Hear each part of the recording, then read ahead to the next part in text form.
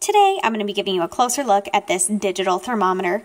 This one is really simple, small and compact, and straightforward. It has very basic functions, and something that's convenient about this little guy is that he's magnetized.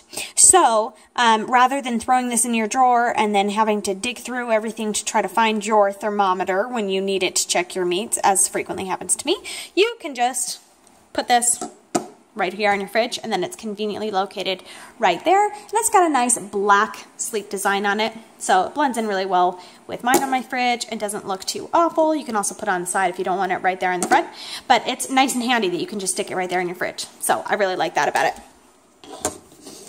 Okay, so let's take a closer look at this.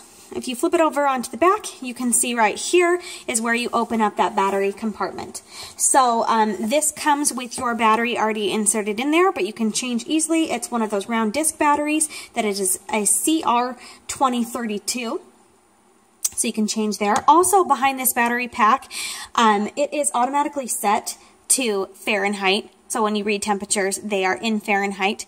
But should you want to change that to Celsius, there is a Fahrenheit Celsius switch that's located behind this battery opening. So you just pull that off to reconfigure.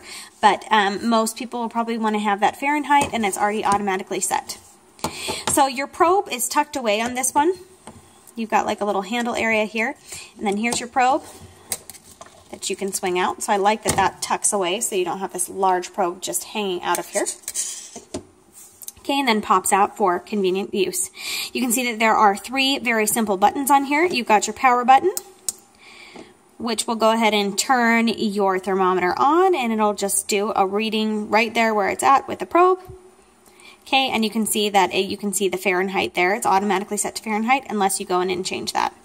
Okay, you also have your light button, which you need to click and hold on in order to have that light. The second you take your finger off, it will go off. So if you've got poor lighting and you need to be able to see, you can just put that on. So that's a nice little light feature on that.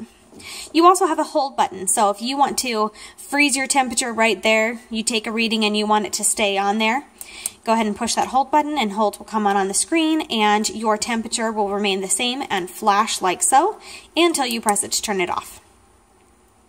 You can see mine just fluctuating sitting here on the countertop. So very simple and straightforward with just three buttons. To turn this off, you just push the power button. Now, if you use this and forget to turn it off because you're in the middle of preparing food and things like that, this will automatically turn off after about 10 minutes of you not using it or pressing any buttons. It will turn off by itself.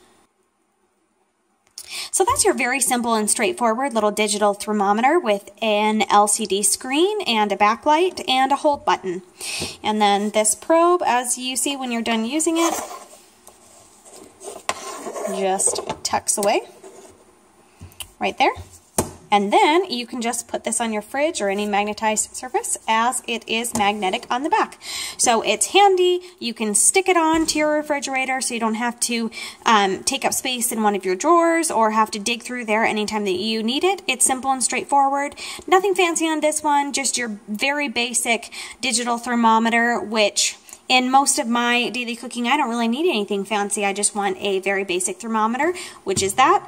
And so that is it. That's your closer look at this digital thermometer, which is handy with a magnet on the back and very simple and easy to use.